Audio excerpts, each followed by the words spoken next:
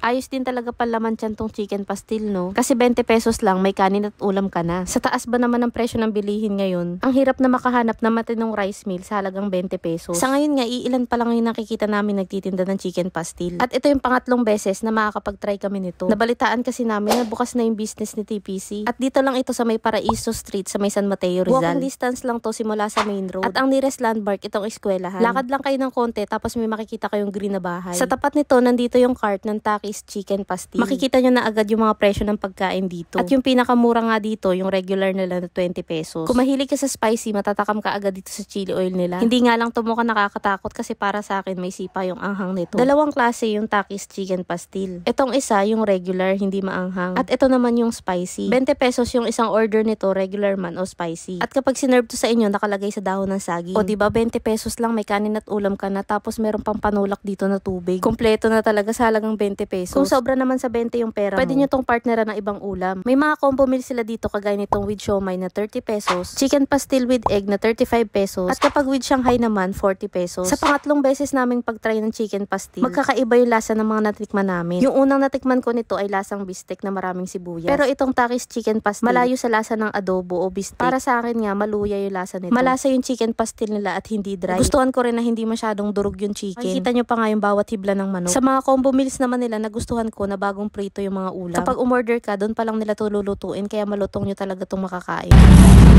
Ito naman yung chili oil nila. Kung kulang pa sa panlasa mo yung anghang ng spicy chicken pastil, pwede mong dagdagan itong chili oil. Kung i-compare sa lasa ng regular chicken pastil nila, para sa amin ni Maynard, mas malinam naman yung spicy chicken pastil. Mas nag-upgrade kasi yung lasa nito kapag nilagyan nyo nitong chili oil. Alam nyo na si Maynard mahilig sa spicy, kaya nakailang order siya nito. Kaya guys, kung gutom na kayo at ipit kayo sa traffic papuntang Montalban, try nyo munang kumanan dito sa may Paraiso. Ganito nga yung ginawa namin nung nakaraan. Sobrang traffic kaya bumaba muna kami dito. Sa pagbalik namin, may napansin kaming pagbabago. Wala na silang paper plate tapos yung pinaka-plato nyo yung dahon ng saging. At yung mga utensils na ginagamit, eco-friendly na. At sa lasa naman ng chicken pastil, nalasahan namin na mas malinamnam na to kaysa doon sa una naming na-try. Mas nag-improve yung lasa nito kaysa doon sa unang pagpunta namin. Sa mga hindi naman po makakadayo dito, nag-a-accept na sila ng online orders at mag-message lang kayo sa kanilang Facebook page. Nag-take out pa nga pala kami nitong chicken pastil. At pag uwi nga namin, natikman namin na mas masarap to kasi mas matagal nakabalot sa dahon ng saging. Dumagdag yung amoy ng dahon ng saging dito sa pastil. Siya nga pala, kapag nag-dine-in kayo dito, may makikita kayong tip jar. Yung mga malilikom dito ay gagamitin para sa shelter ng stray dogs and cats. First time ko lang nakakita ng ganito sa mga kainan. O diba, deserve talagang masuportahan yung ganitong mga small business. Kaya naman guys, try nyo na rin tong Takis Chicken Pastil na located dito sa may Paraiso, San Mateo, Rizal. Marami pa nga pala kaming isi-share sa inyo ng mga sulit na food trip, kaya huwag nyo kalimutang i-follow ang aming mga social media accounts. Yun lang, maraming salamat po sa panonood. Bye!